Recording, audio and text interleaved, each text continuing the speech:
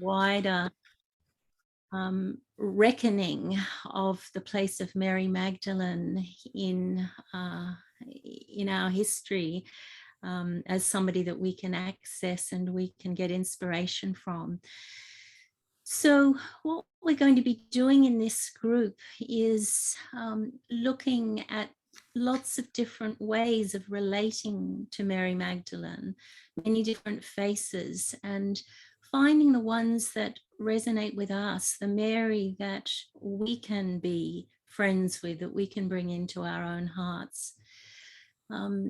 We're also going to be doing various meditations, various rituals, lots of sharing of your own spiritual impulses around this, how you're traveling with this, what you're experiencing, and what you can give in terms of spreading the light.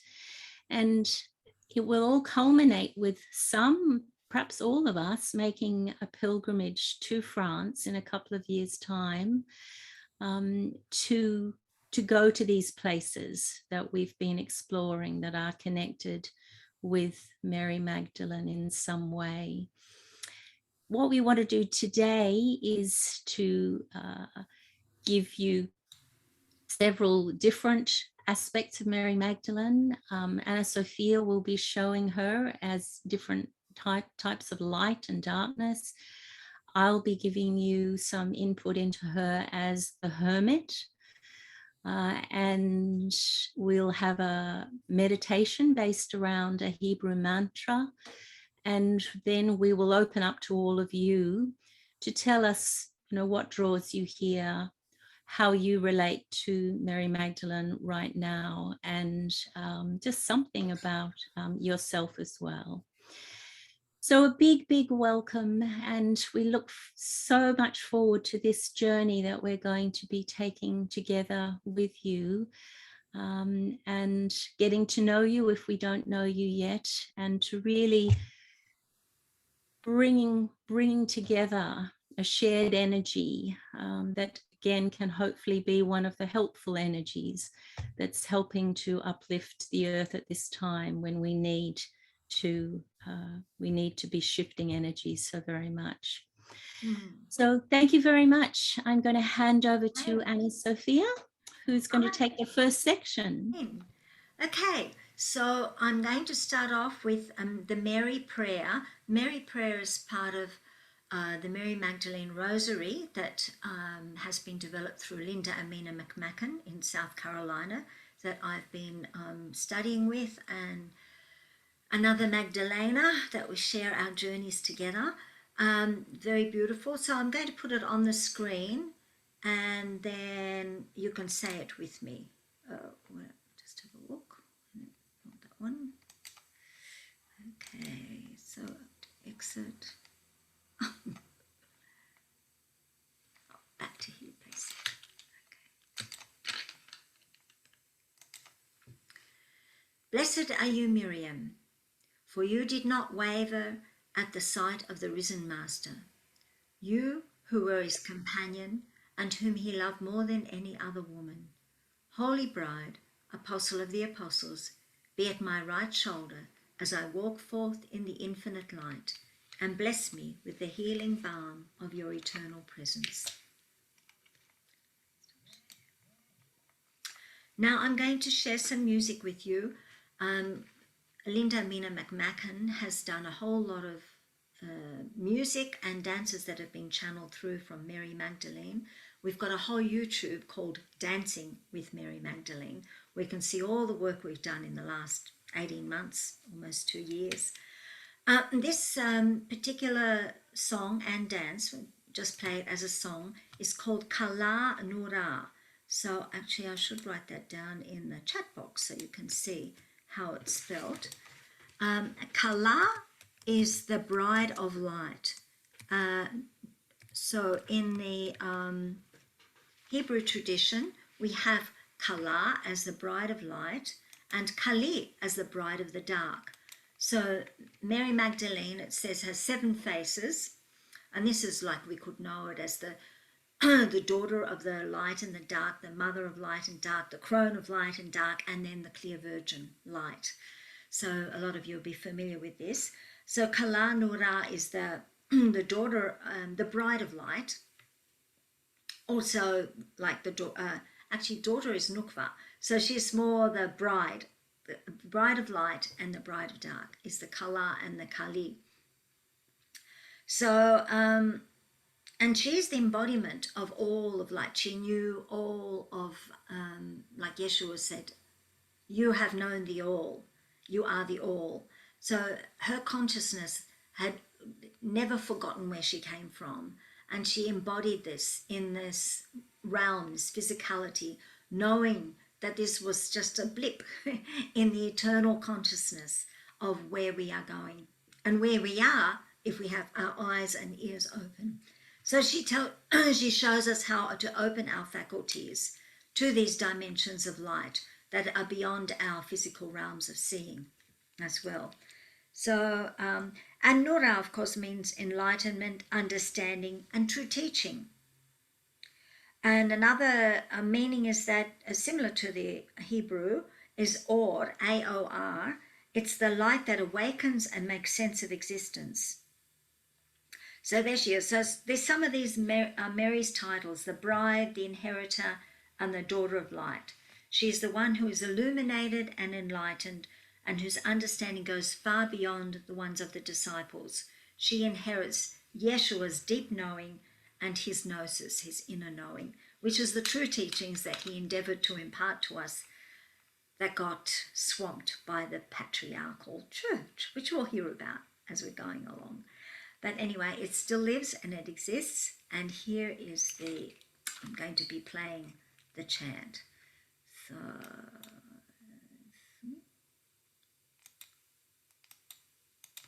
maybe I'll go share screen, advanced.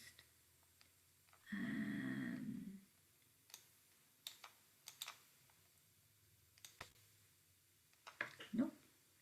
Oh, I just love it. Disappeared. Just when I had it up. Don't worry, I'll find it again.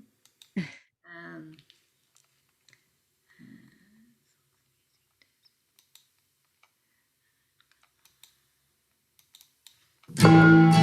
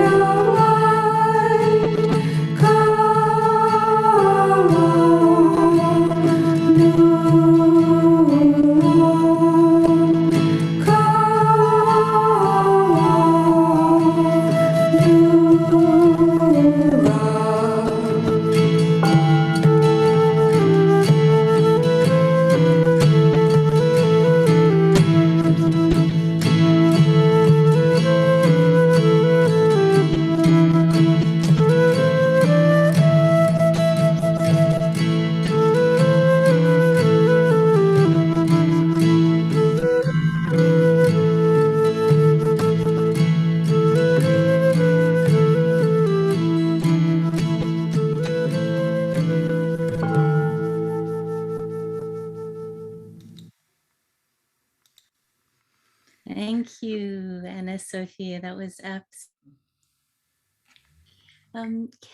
have you stopped sharing the screen? Yes. You have. That's Over fantastic. to you now, dear Nila. I just met Nila, for everybody to know, last April when we just managed to have a retreat before the severe lockdowns happened. And we were doing one on the Celtic path and Mary Magdalene and how she, and all the early church fathers and mothers and the beautiful things they had to offer in the early church that were in alignment with the path that they called the way.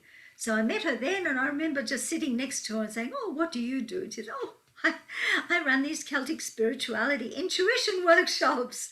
And I said, "Wow, that's interesting." So here we are together, working together on this path of the way. Over to you, Nila. Right. Okay, so can everybody see that? Can you see the PowerPoint? Yes, okay. So today I want to draw out an aspect of Mary Magdalene that is close to my own heart, and that is Mary Magdalene, the Hermit. And some of you will already be aware that she spent the last 30 years or so of her life in a cave in Provence in France. That's a place that we would visit on our pilgrimage. And myth tells us that she didn't eat, that she was fed by the angels. And, that's obviously something that is quite commonly spoken of in the Hindu tradition, where individuals can just live on divine energy. They no longer need to take in physical sustenance. So she lived not only in a physical cave, but she lived, of course, in the cave of her own heart. And she understood the power of silence and solitude. She taught through the power of silence. She taught through her silent presence. And if people went to visit her in the cave, they would have just imbibed that depth of profound silence. She understood the enduring silence of the eternal, the undivided one, accessed within the heart. And when we look at some of the Gnostic and the Nag Hammadi texts, we find this great sense of silence and serenity and solitude coming through. This is from the Sophia of Jesus Christ. When I came, I opened the path and I taught them about the passage they will traverse, the elect and the solitary who have known Abba. Hear us, Abba, for you are the thinking and the entire serenity of the solitude. So that recognition that Abba, God, source, is all of our thinking, our feeling, our being. And in the Gospel of the Egyptians, we're reminded that behind all creation is an eternal and profound silence. Three powers came forth from the one, the Father, the Mother, and the Son creation.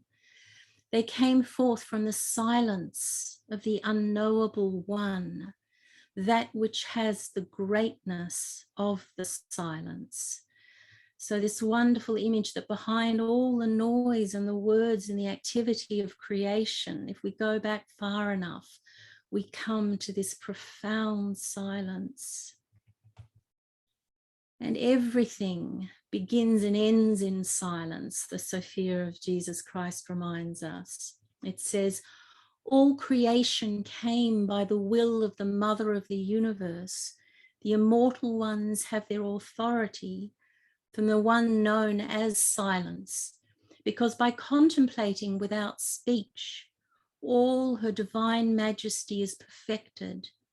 The first eon is therefore called unity and rest, characterized by silence. So again, this idea that the foundation of everything is that pure silence.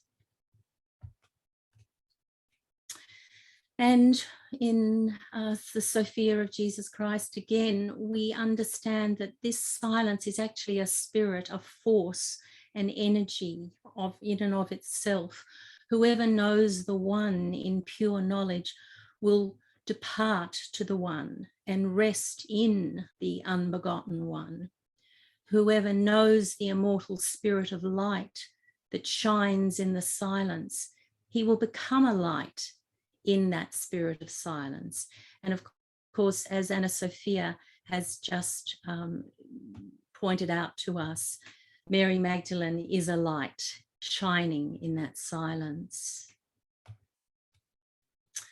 And Mary tells us in one of her own Gospels, the Gospel of the Beloved Companion, she says, "And as my soul moved upwards, I realized that I could no longer hear the voice of the world, as all had become silence." She's starting to realize this transition from the noise to the quietude. And she says in the Gospel of Mary Magdalene, "From this moment onwards, I rest in the stillness of eternity." And of course, when we know our true nature, a profound, expansive silence permeates our inner being. There's a transcending of words and concepts, of inner noise, and we just come to that place of rest. So Mary shows by her example, she encourages us by her example of being in that cave for 30 years. She encourages us to seek the silence in our own inner cave. She encourages us to be in the present moment, in our own self, excuse me, where mastery lies.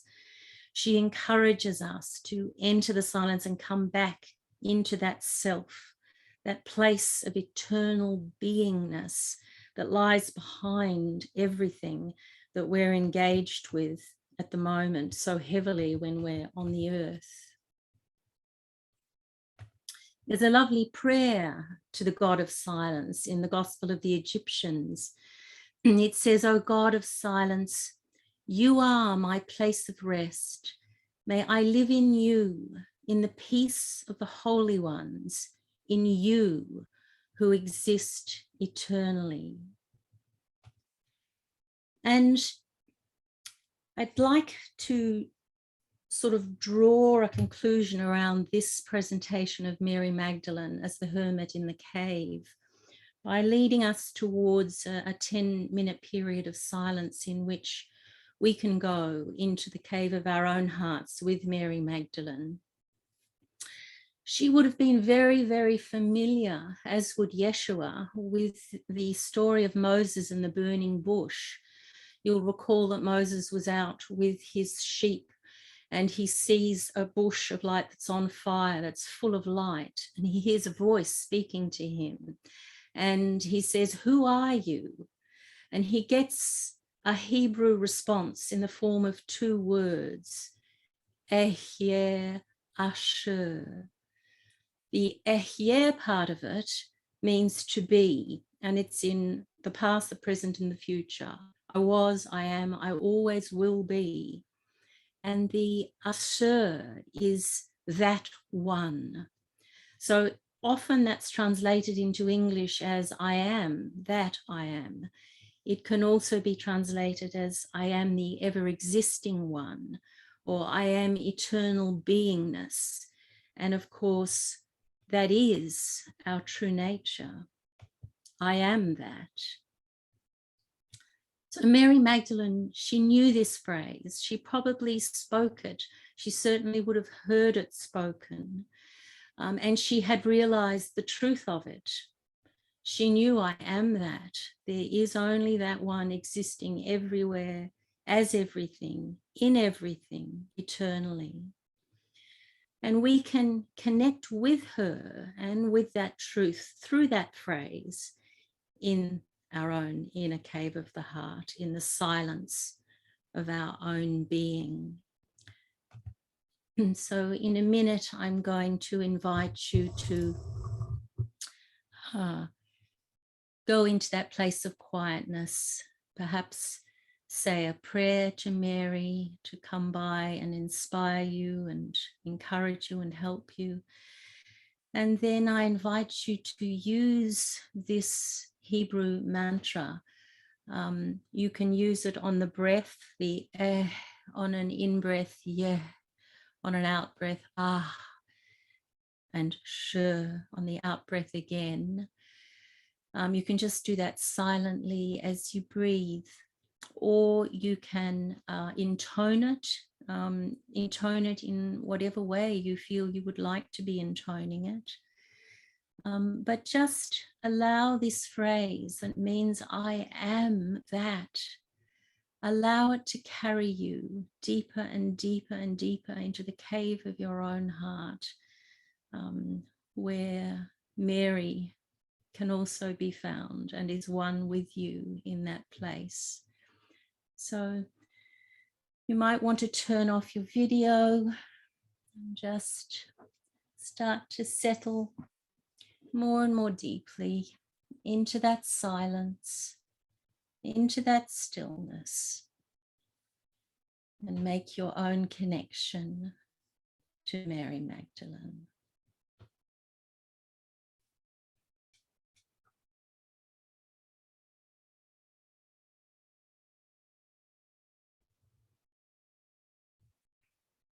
When you are ready, preparing to leave that cave of your heart, that cave where Mary dwells.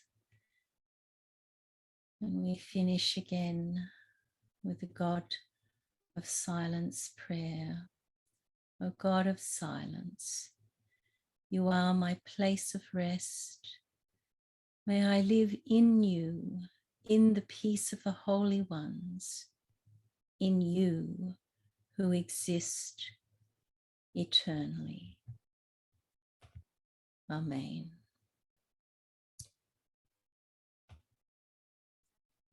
When you're ready,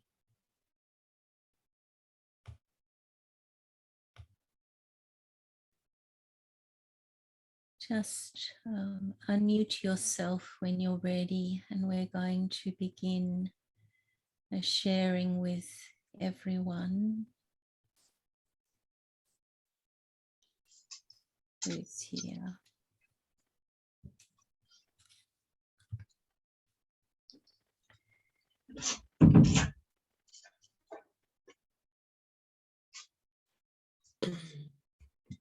Okay. So if we can just go around one by one and share something of, well, name, where we live, why we're drawn to this group, what we hope to get out of it, and the connection that we either have with Mary Magdalene or that we want to develop with Mary Magdalene as we go along. If you're unmuted, I'm assuming that you're ready to share with us. So I might start with Zara. Hello. Hi, how are you? Good. My journey with Mary Magdalene started earlier this year. But before that, it was probably about 12 months ago. So I've been on quite a spiritual journey for the last 2 years. But things really sort of escalated about 12 months ago when I had a very profound dream of Yeshua. I was in a very ancient kitchen, so I would imagine it'd be around the time he lived. And I could see a presence in a doorway, and when I looked, he was like a being of light, but in white robes, and I knew immediately who it was. And because in real life, I'm actually scared of the idea of ghosts or spirits. So in my dream, I kind of panicked as well. And I tried to run away. I tried to go out the other door. And of course, because he was spirit, he was at the other door. And I looked at him and I said, oh no. And his spirit actually entered my body. And so that is how this next phase of my spiritual journey began. And so, as I said, then the beginning of this year, I became aware of Mary Magdalene in a big time. But looking back, I could see that she'd been around for a long time. And so now I'm trying to learn everything I can about her. And so this is why I'm so drawn to, you know, these groups and, you know, meeting everyone through this. And I did a channel writing with her just on Monday, and she told me that one of the things she's here to teach me is to embody the feminine energy. And she told me that I keep defaulting and dropping into masculine energy of chasing and doing.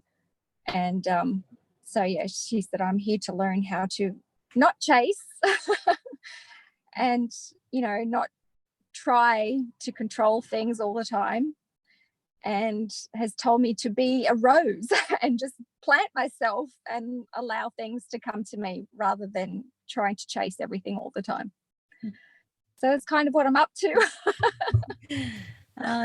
Thank you, Sarah. That sounds absolutely beautiful and wonderful to have you with us and journeying Thank with you. us.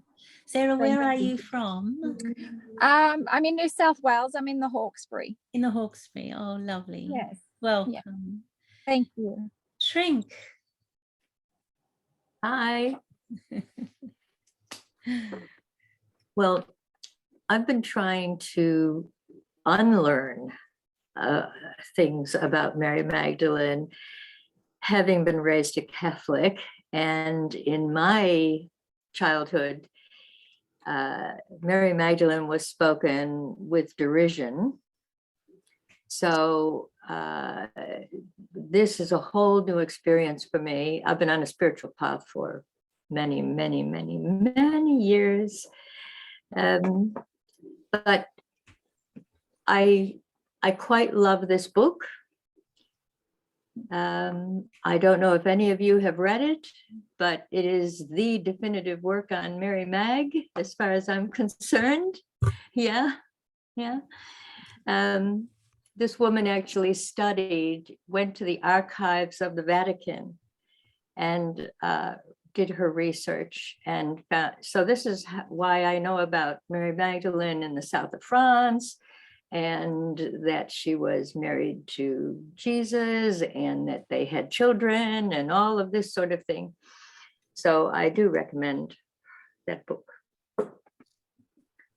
And I quite love that image of Mary Magdalene. That's kind of a favorite of mine. Anna, you're smiling. You must know these things.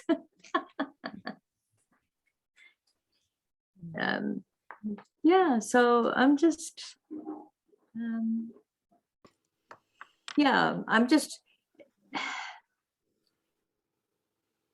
when we did the meditation just now, I saw roses, and I smelled roses. So I feel that has an affinity with roses somehow. And so, but I definitely am very, very much loving Mary Magdalene. So that's all. Thank you so much. Yeah, I think that she will show her presence more and more as we go along, but that's a beautiful expression of her with us already, and I certainly felt a presence. I'm not sure how anybody else went, but yeah. Thanks, Trent. Great to have you on board, and thanks for the recommendation for the book.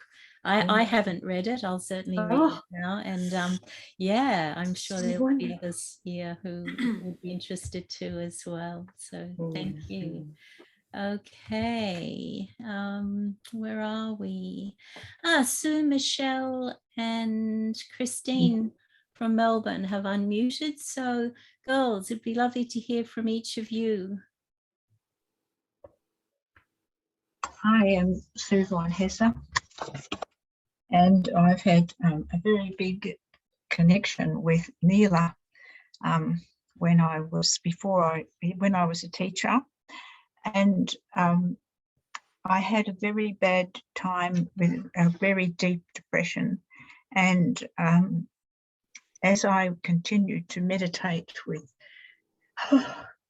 Nila, I had many experiences from the past, some of them very unpleasant, but it lifted me out of this depression into a great light.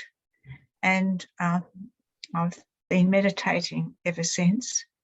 And I have not known much about Mary Magdalene, but I am very greatly honoured to be in her presence and to know more about her and have a greater connection with her.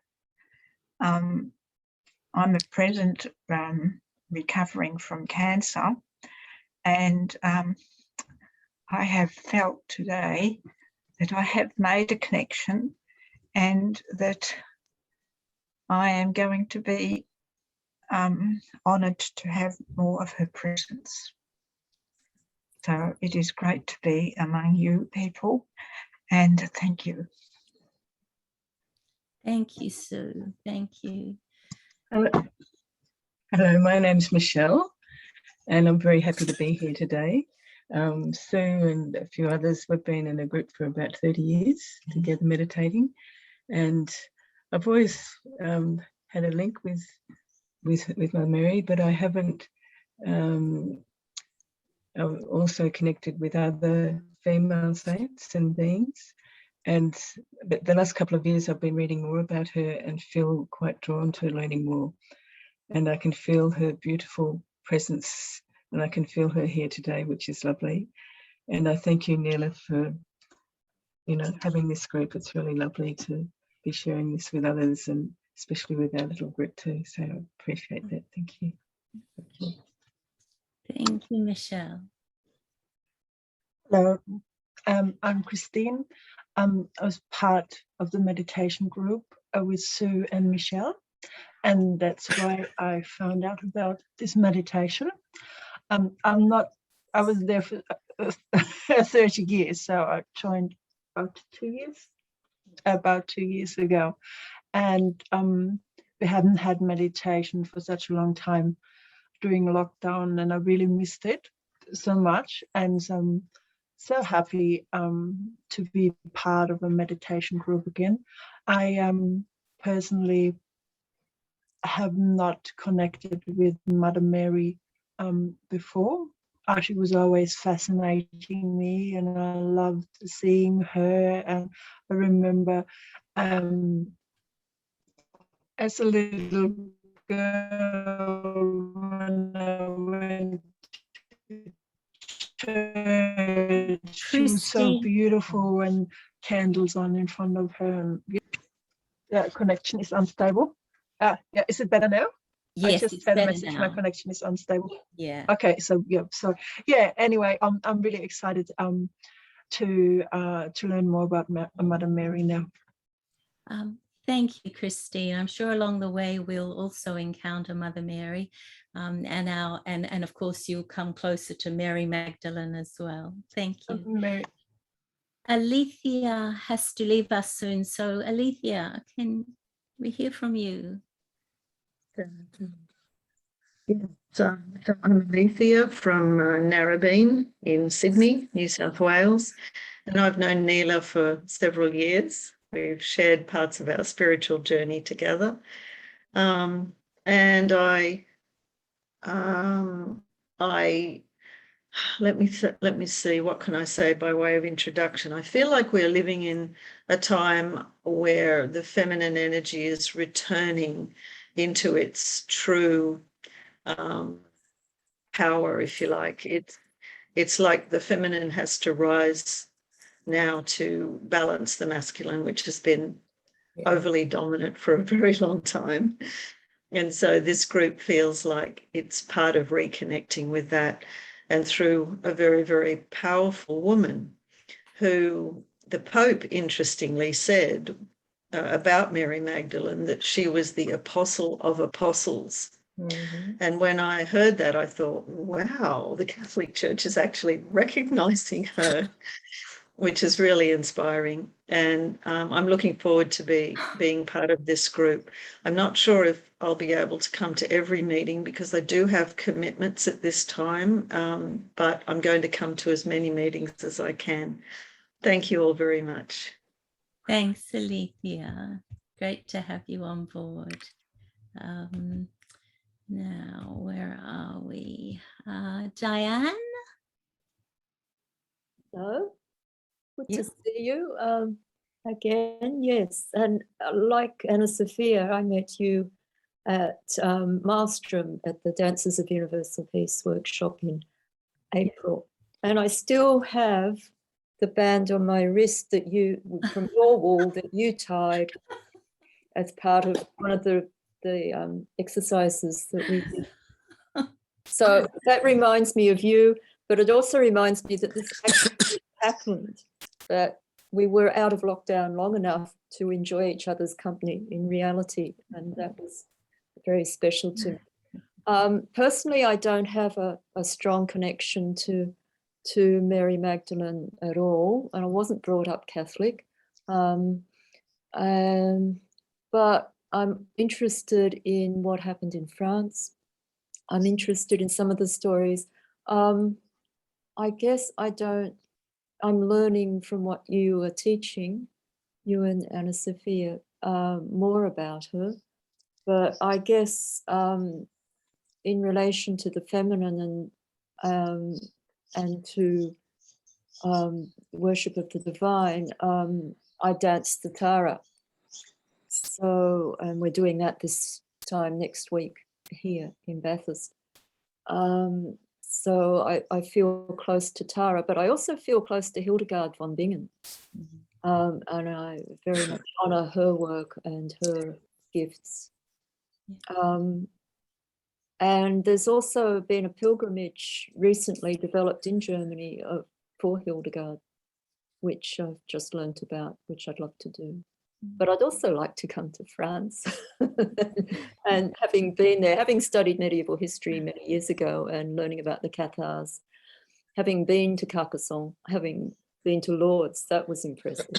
But the meditation was powerful, Jean. That was really, that was really powerful. And I can still feel it. So thank you. I honor the work you're doing, and bringing people together for bringing more light and love into the world. We all need that.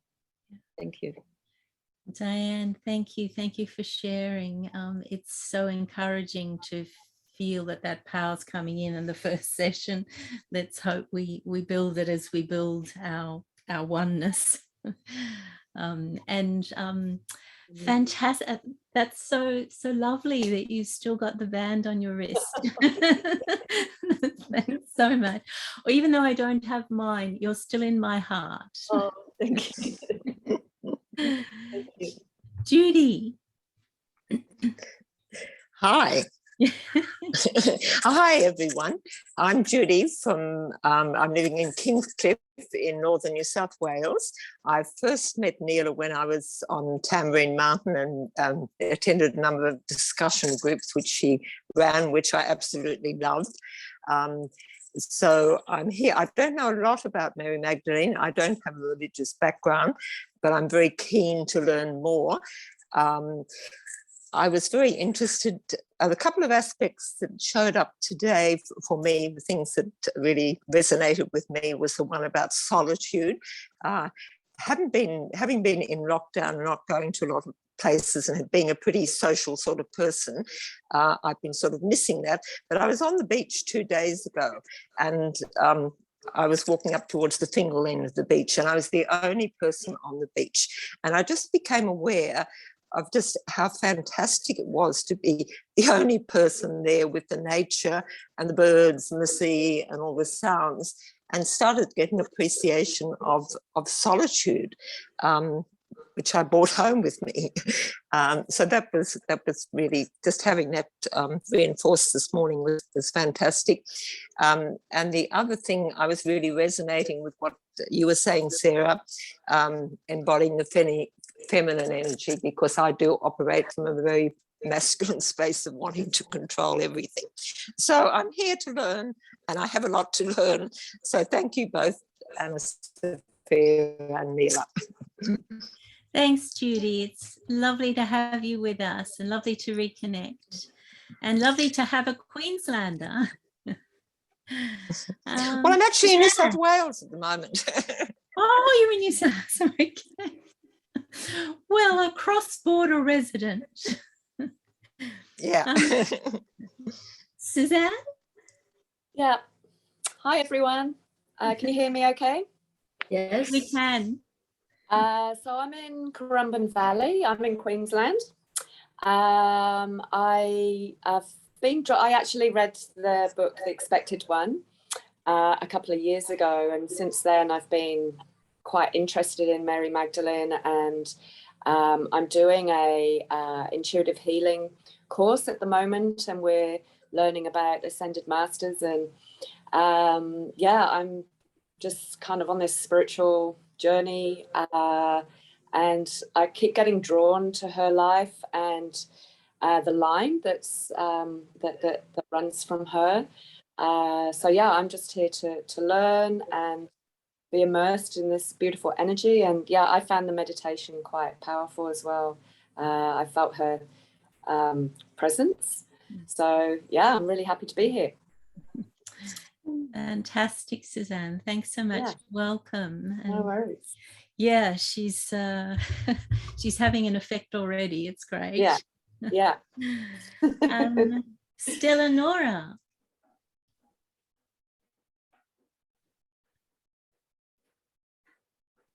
You're on mute.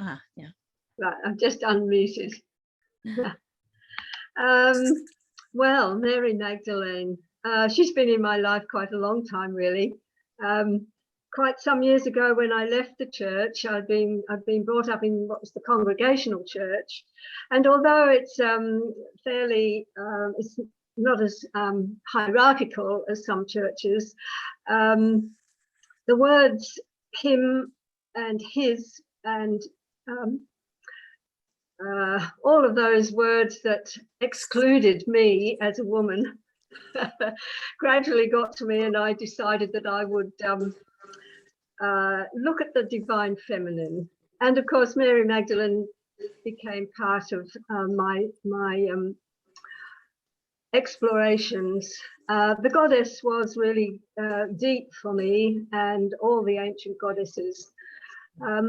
But as time went by and I began to read more, the Alabaster Jar and other books about Mary Magdalene, I became more and more open to her and her energy. And also, one of the things that attracted me in some ways is that I just felt that I have this sort of inner search for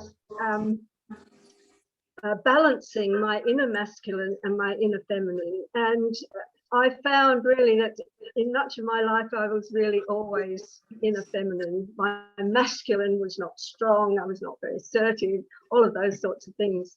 And one of the things about Mary Magdalene for me is that because she is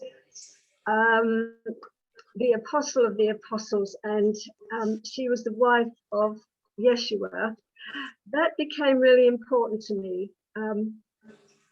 Even though I still feel that the divine feminine and the feminine is arising still, and we need her strength and her power, I still feel like there's a need for the masculine and the feminine, power and the beauty, to join together to make the world a better place. So the dances, when Anna Sophia came back from the weekend with Linda Amina, really was a turning point in becoming more associated or more open to Mary Magdalene.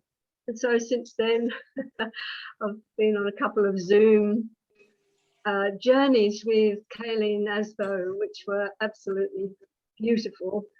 And so I'm dancing and looking at Mary Magdalene as a mirror for and using sacred oils. And here I am today, and really happy to be part of the group and meeting you all. And so thank you. I'll be with you again. Thank you, Stellanor. Lovely to hear from you, and it'll be great to have you able to share your depth of relationship with Mary Magdalene as we go along. Brendan, have we? Brendan?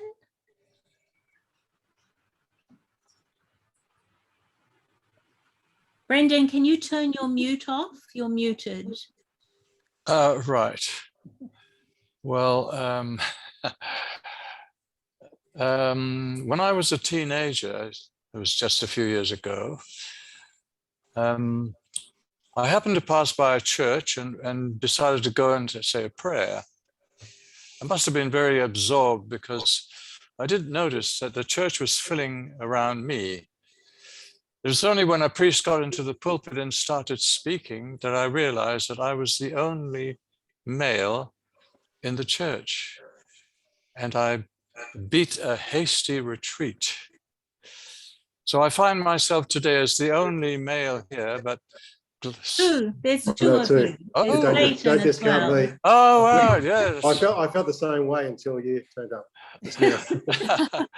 But I'm glad to say that I have evolved since then, and I haven't been phased out. In fact, I've been very comfortable here.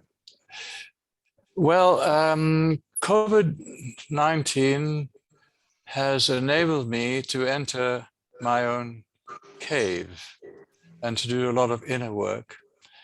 And part of that is developed a great curiosity to learn more and more, everything about spirituality.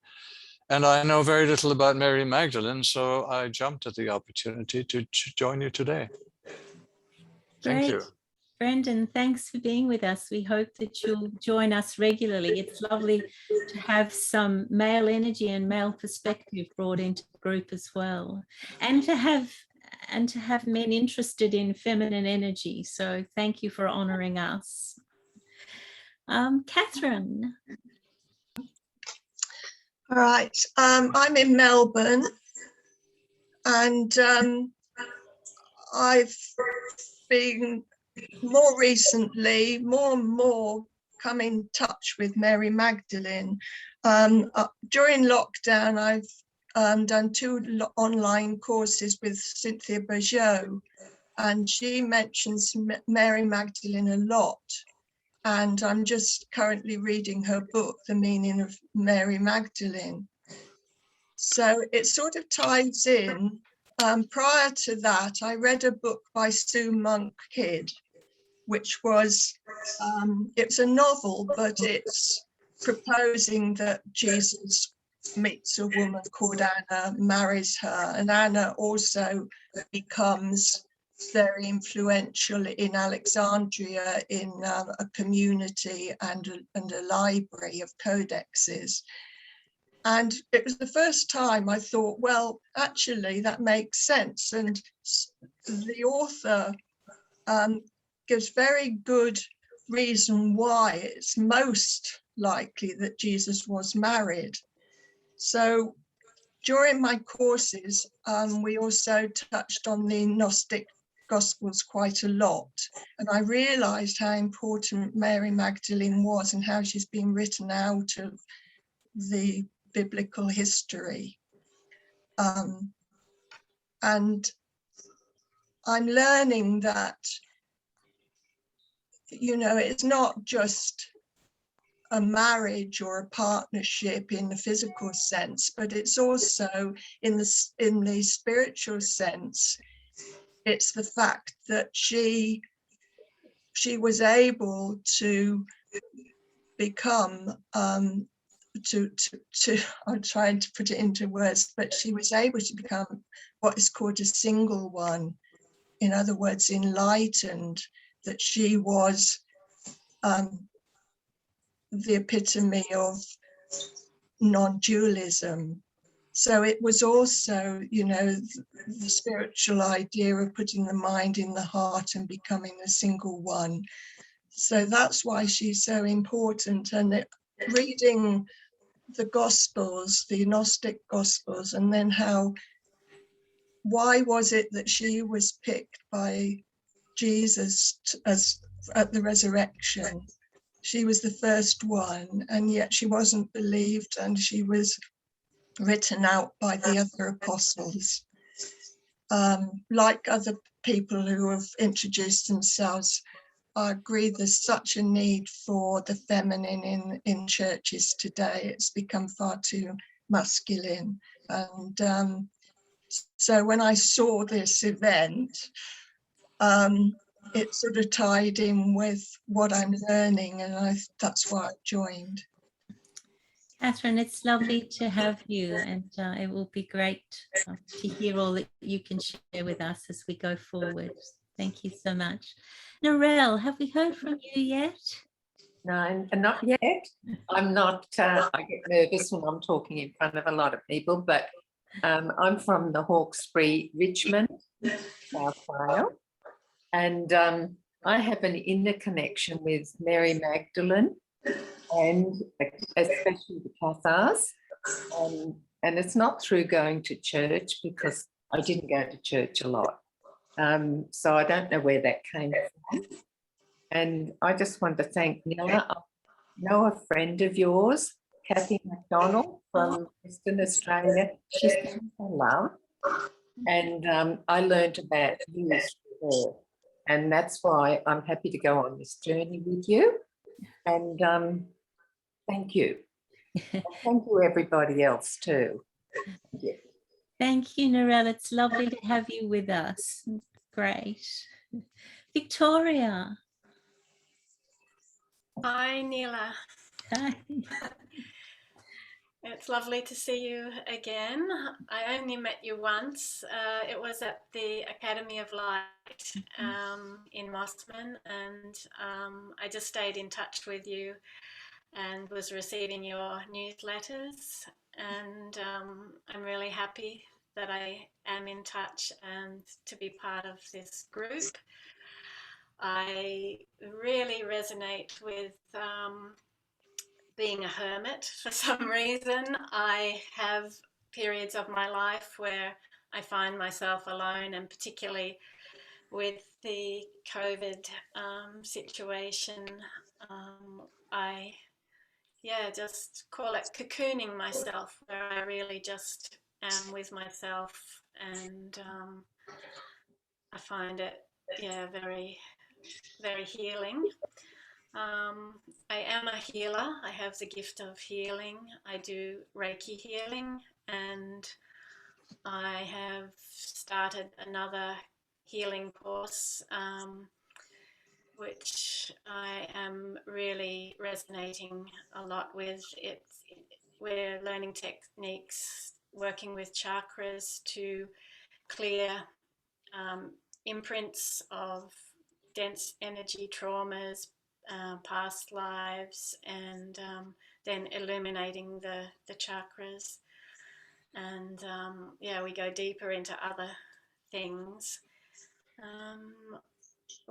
My connection with Mary Magdalene, I can't say I have a strong connection, but I have a deep affinity. Whenever anyone talks about her, I just am there and want to learn more. And I definitely have a very deep affinity with France, and I am very excited of the prospect of joining you for a pilgrimage to France. And thank you to everyone for sharing, and I look forward to this time together. Thank you so much, Victoria. Just lovely to have you with us. Alondra.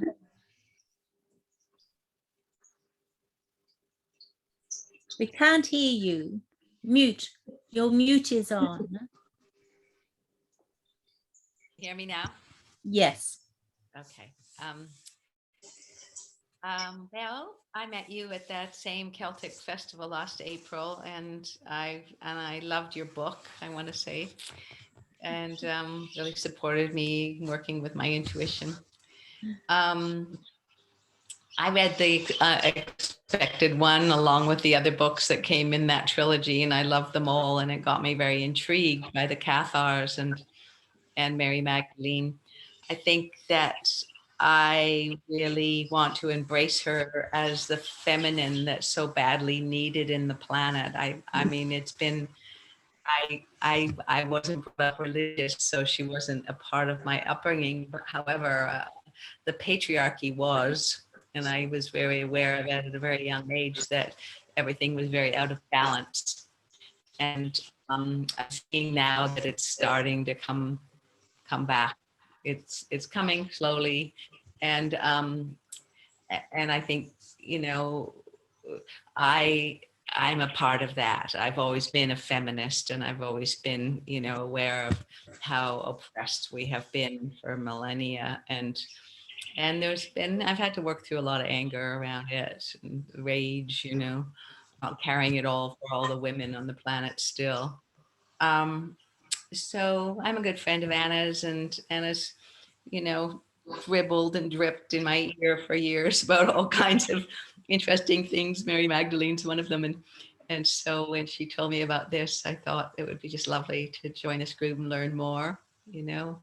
And most of the workshops that I go to are mostly women, but it's really, really lovely to see a couple of men here, I must say, because we need men that want to embrace the feminine too, and want us to fly, you know, to come into our own.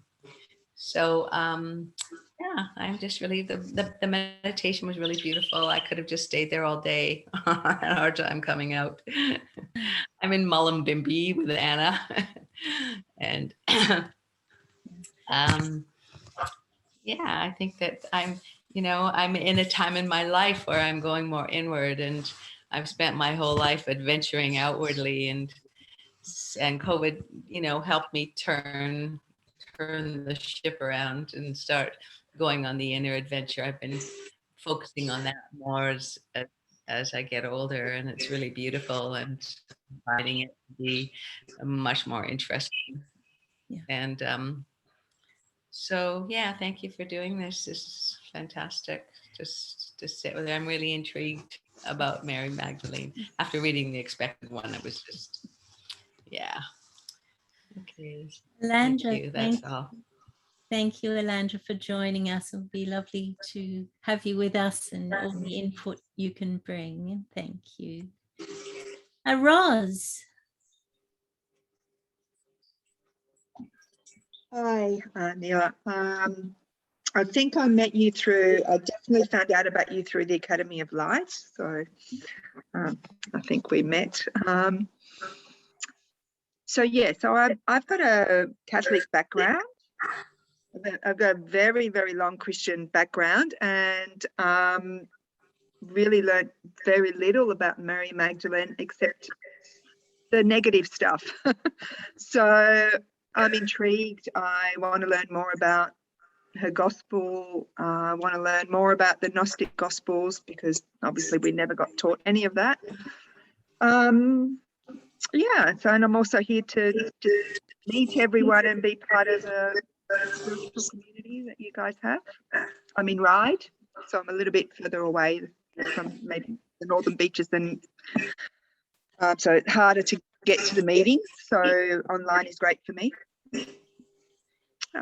Great, Roz. Lovely to have you. Thanks. And so Roz is Sydney as well. Yep. Clayton. Hi, everyone. So my name's Clay. I'm a medical doctor who lives in Avalon, Northern Beaches. I know Nila from Theosophy Society. So I'm a late convert to Christianity. I was 21 when I became a Catholic. And so I always thought there was a massive gap. So I've been a long-standing follower of the divine masculine in Christ. and always felt that there was something missing. I never really bought the story around Mary Magdalene. It seemed like a bit of a psyop to me. So I then joined various Freemasonry orders to try and find and became a Master Mason, and including the Knights Templar. Didn't find any real answers there. It's just another pyramid you've got to climb, and the secrets are at the top. Did a lot of reflection. I have a different view. I think we're coming out of the tyrannical masculine and the tyrannical feminine. I think we're coming out of the Kallah Yuga now. So I don't think it's about women or men or masculine or feminine. I think it's divinity, and the divinity is in Christ, and I think the divinity might be in Mary Magdalene as well. So I've never really explored that divine feminine, but I think we're coming out of a tyrannical masculine and tyrannical feminine. For those that know Hindu scripture, it's described as the Kallah Yuga. So I think that my view is a little bit different maybe to others online, but I do see that the divine masculine to me is clearly Christ, and the more I look at Mary Magdalene, I see the divine feminine in her, and I think they complement each other. The marriage to me is alchemical. It's bigger than just a physical marriage, of course. It's a marriage of opposites. And I guess, and that's the beauty of having men in this group, but I think it's not about men. We all have our own male and feminine energies that we need to marry internally. So I've got a lot of influences. I think Nila knows a little bit about me and travelled very far and wide and sacrificed a lot to find some secrets. But like I said, there's just more and more pyramid schemes with truth. But I think we're coming into an age now with the apocalypse, with the pandemic, where the apocalypse is the great revealing. So I think it's getting harder and harder for truth to hide today versus even 2 years ago. So I think this is another truth reveal that Mary Magdalene, everything that was told about her was simply a psychological operation just to keep us from the divine feminine. So I guess that's what I want to say. My view is we need to bring both sides in. I've got the divine masculine in Christ that I follow, but I don't have the divine feminine. I think Mary Magdalene might be that. So I was pleased that this group, I was made aware of this group. So thank you. Thanks, Clay. It's lovely to have you on board, and great to have you share other perspectives as well, because there isn't one Mary Magdalene. There isn't, some people believe one thing, some believe another. We're all here to find our own relationship with Mary Magdalene. Yes, Anna Sophia. Yeah, I want to say something. Yeah. So that's great that you brought these things up, Clayton. And what is happening that I've understood from Tal Malachi has written a great book called The Secret Gospel, The Secret Gospel of Mary Magdalene. That's it. Or The Gospel of Mary Magdalene. He talks about that when Mary Magdalene and the divine feminine is recognized, that's the Christed Sophia. Christ was recognized in the masculine form, but he was not recognized in his feminine form. And that was Mary Magdalene and he were the two that took us beyond the male and the female. Always talks about going beyond male and female, that's only the appearance here, to the source of unity and to the source of all light. So both of those equally, she was called the Anointed One and he was called the Anointed One. She actually became Magdalene at the anointing of Yeshua, which happened a week before the actual crucifixion. So we see it's very interesting when you look at all those aspects. She became the Magdalena, he became the Christ, the Anointed One, and the two had a mission together. But of course, through history, every time it would resurface itself, these real teachings of Yeshua and Magdalena, they would get stamped on. Then there were the Crusades, then there was the Cathars, and they totally lost the way. And then we'll hear how in the last person who was prosecuted or murdered in the Cathar faith, that said 700 years from now, his prophecy was that the good would rise again. The good people would rise again, and the laurel tree, that's right, the laurel tree would blossom, would go green because it had died. And this is 700 years now. This is what really excites me. And Nila, we were talking about this, the whole Cathar connection, that, we are having this understanding now. And Mary Magdalene really just represents that Christ at Sophia, and that the two were meant to be alongside each other to take us to that light and understanding it's not about tyrannical male or tyrannical female. Yeah, it's like rising beyond all that to see sacred unity and the oneness in all. So yeah, it's exciting on that level. It's very exciting. Yeah, absolutely. Yeah. Thank you. Great. Thanks, Anna. Liz. I found, you'll have to excuse me, I've been dropping in and out. The carpenter's here, and so the dog's going crazy, but it's one of those mornings. But I found that meditation very interesting, and not interesting, but very powerful. I have a lot to do with the Dharma St. Germain in the last 10, I don't know, more, 30 years maybe. But so I haven't had a lot of the feminine. Before that, Tara was a great connection, and also the other Mary. So it's really nice to step into this, and I definitely have an affinity with the Cathars. When I first heard that chant, I could remember it in a different way. So I know that I was there in some way. Hopefully not on the bad guy side. Who knows? Anyway, I appreciate being here, and thank you. Thanks, Liz. It's lovely to have you, and certainly in one of our future meetings, I'll be looking at Mary as the mother of the Cathars, and we'll certainly be exploring that chant more, what it actually means, and working with it. Karina. Hello. Hi, everyone. It's lovely to be here. Thank you so much, Nila. It's lovely to see old friends and new today. So yes, I'm Karina. I live in Oyster Bay in Sydney in the Sutherland Shire, and I'm a writer and a podcaster. And I've been exploring spirituality my entire life, and exploring it via sharing other people's stories, mainly women's stories. In my book, Spirit Sisters was the first one.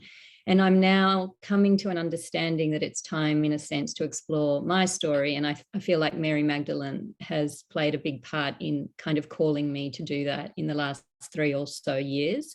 And there have been various sort of little synchronicities that sort of tap me on the shoulder and let me know that she's around.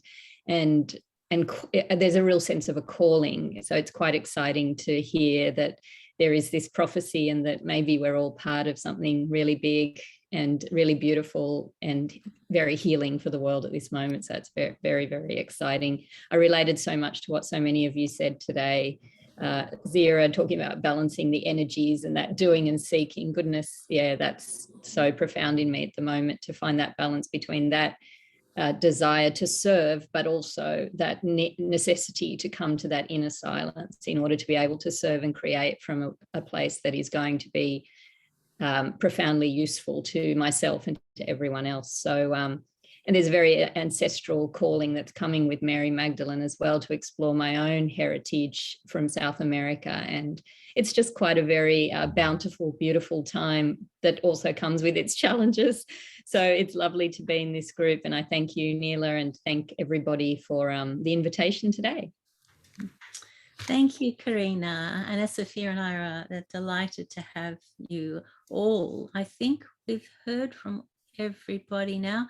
If I'm wrong, can you put your hand up? No, that's all good. Okay. So what a wonderful group we have, Anna, Sophia, a diverse group of people with such wonderfully different backgrounds. We need to share a little bit of ourselves. So Anna, Sophia, will you go next? Oh my gosh. Well, yeah, let me just see if I can ping myself. Yeah, so just getting on this gallery here.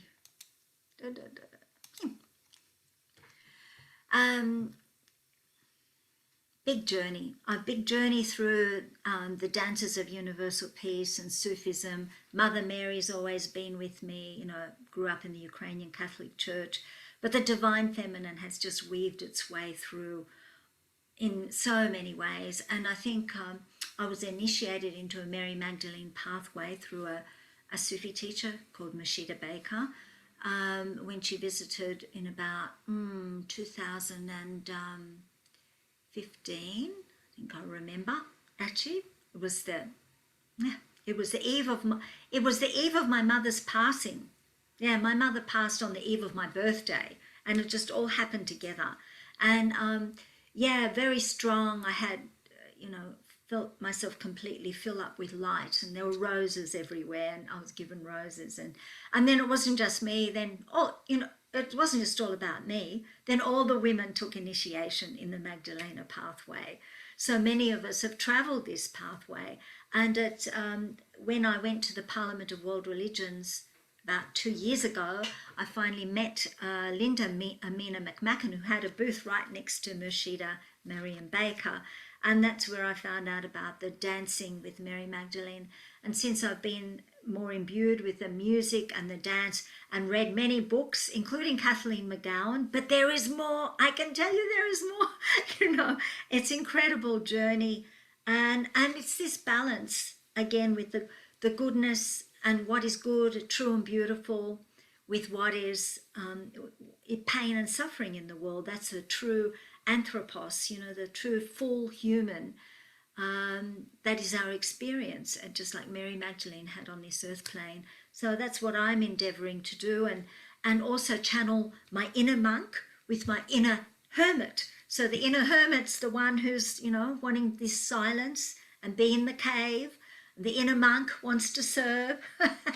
So, I'm still doing the dance, and it continues. It's lovely to be with everyone and to hear such great wisdom from everyone, and all the insights you've already had. So I'm looking forward to enriching this experience for myself and for everyone. Thank you, Nila. Thank you, Anna Sophia.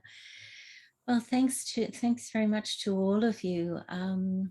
My spiritual journey started when I was 18, and I was initiated with a Sufi master, and after he died, I continued on with those practices based on surrender and connecting with the divine power. And as time went on, I think like many of us, my journey took me to the East, to India, and to all the different traditions and rich philosophies that are out there, along with my spiritual practices that were deepening and deepening over time. I had last year a very profound experience that really changed me at a very, very deep level. And I became very much a hermit. I didn't leave the house for 6 months. I barely spoke to anybody. And a certain point in time came where I knew it was time to come out, and I went and I did a lovely Dances of Universal Peace workshop with some of the lovely folks here. And then I was touched by Mary Magdalene, and it became clear that I was being asked to do some work in this area to bring out, well, we can say the divine feminine, but I actually absolutely agree with you. It's beyond any male femaleness, because it's oneness, and it's, we don't identify anymore with the body and its sexual genders anymore. But I sensed her wanting me to help in some way, in some small way, with this work, and this group will also help. And I think it's great that already today we're starting to feel her presence, that she's working here to bring out more of what needs to come. And any small part that we can play, I think that's going to be absolutely wonderful. And I really look forward to working with you and sharing my wisdom, my explorations, and hearing from you as well. It's going to be great. So we're going to finish off in a minute with Anna Sophia, who's going to do another song and a prayer or some kind of a blessing.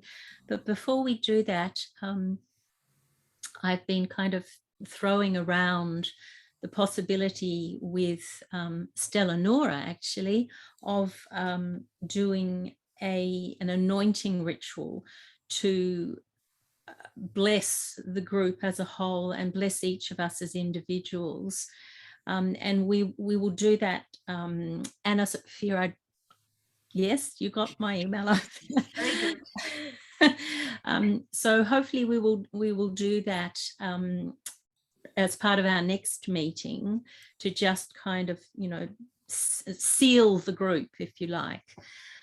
So please, can you bring some perfumed anointing oil along with you to the next group? I'll put that in the email for next time.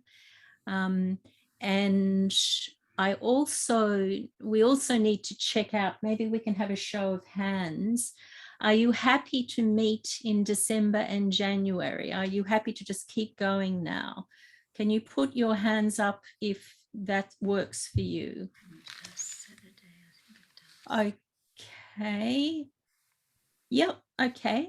Great. Can you tell us the date, Nila? Yeah. Roundabout. So about the middle of the month. It will be. It'll be the 11th of December, the next one. 11th of December, yep. All right, yes. Yes, great, fantastic, wonderful news. All right, so I'll hand over to Anna Sophia, unless there's anything that anybody else wants to ask or say before we do our closing phase. Oh, okay, great. Okay, great. Anna Sophia. Wonderful. Okay. So, of course, this Can I ask a question? Yes. Well, if I might not be able to make it on the 11th because I'm signed up for a Lulu and Mishka workshop. Can I listen to it afterwards? Yes. Anna Sophia's yes, on top of the recording. That's right. So I'm recording these, and I just want to make sure that with the one that we've had today, because we've heard from a lot of people, is there anyone who's got a problem with them appearing on Zoom, like as a recording? Because I can chop them out, or well, it takes a lot of work though to edit, but I can do it. Has anybody got a problem with being part of the Zoom today? No. Oops. Very good. I just heard a no, so very good. Clay, are you okay? Yeah, no, I'm fine. Yeah, okay. Yeah, it's okay. Didn't say anything too controversial.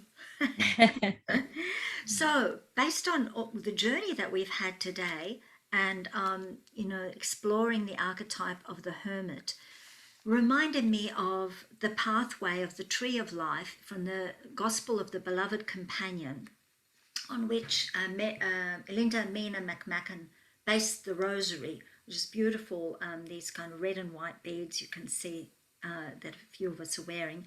So, when she reached the 9th bough of the tree, so this is like a personal development. If you want some way to work with Mary Magdalene and purify the different aspects of your being, this is a journey on the tree of life and the Kabbalah. And when she gets to the 9th bough, it says the revelation: I am freed from the world. The fetter of forgetfulness is temporary. From now on, I shall rest through the course of the time of the age in silence. Which is beautiful. And so then I found that, I knew anyway, it was one of my favourite songs and chants. Linda Amina has made a beautiful one called In the Cave of My Heart. So in the chat box, I put the words in there so you could understand it. In the cave of my heart, I hear the sound of my beloved singing Ishq, Ishq Allah. And Ishq is the desire, the great attraction, the love glue that brings everything together. So Ishq, Ishq Allah. From deep within the womb of the shimmering sound, from deep within the shimmering sound, what have I written? From deep within the womb of the shimmering sound, mercy and compassion are born. So the qualities of God in the Sufi path, they're called beautiful names of God. So what are we doing coming together? We are birthing this mercy and compassion. Just as the Creator made us in that original impulse, we are remembering that we are the embodiment of mercy and compassion into the world. And we bring this to us, to the world, as instruments of light and love and peace and all those qualities. So, and then we go, Erachman, Erachim, Ishkallah. So I'll play that song. You can see the words, and just allow that music to take you into that cave of your heart, that place of infinite possibilities and potential, the dark place within our being, because Mary Magdalene held the dark and the light equally together. And so may we birth our light from the dark and know that it is just as important, because all life starts in the dark, a seed in the ground, a baby in the womb and Jesus in the tomb. All life starts in the dark and in the cave of our heart. So here's the music, and then whenever you're ready, you may leave as I'm playing it, or just listen to it. So here we go. Cave of my heart, I hear the song of my beloved, singing Ishq, Ishq, Allah, Ishq, Ishq, Allah.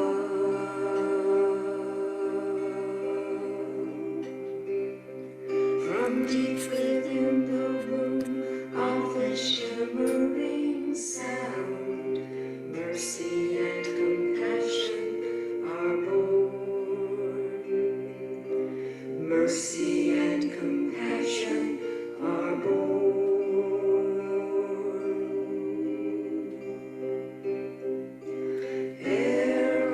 Rahman,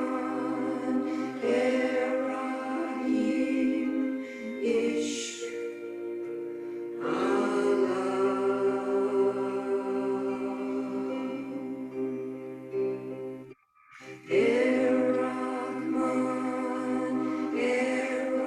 Rahim, Ishq, Allah.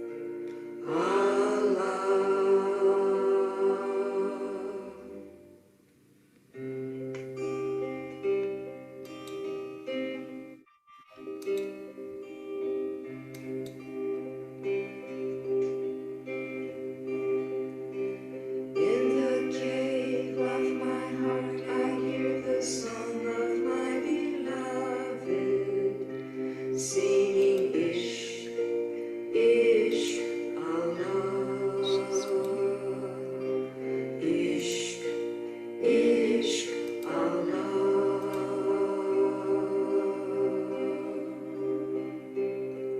From deep within the womb of this shimmering sound, mercy and compassion are born. Mercy and compassion are born.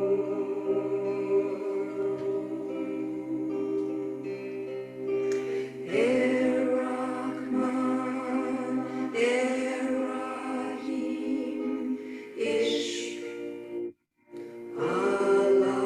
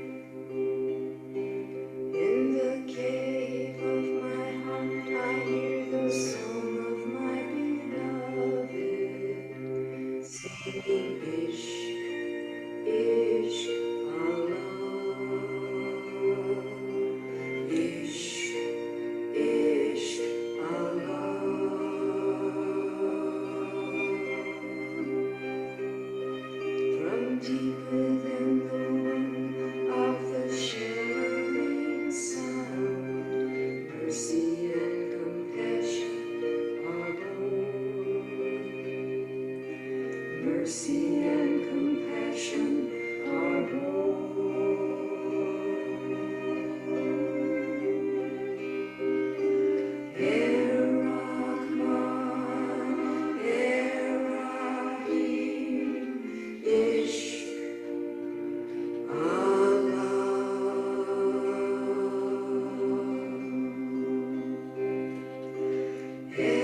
Rahman, Rahim, Ishq,